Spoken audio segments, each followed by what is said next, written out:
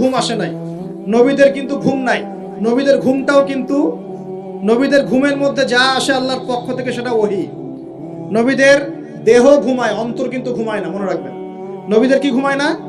কলব, অন্তর কিন্তু ঘুমায় না, মনে রাখবেন। এবার তিনি শুয়ে আছেন, হঠাৎ দুইজন ফেরেশতা আসলেন। কয়জন ভাই?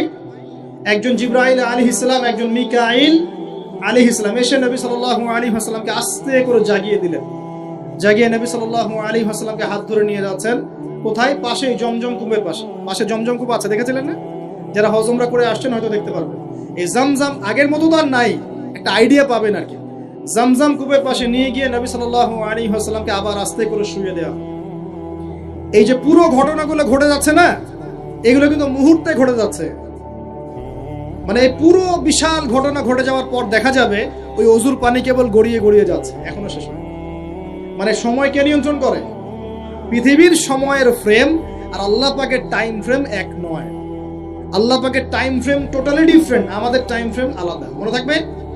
এখানে কিন্তু অনেক নাস্তিক অনেক প্রশ্ন করতে পারে।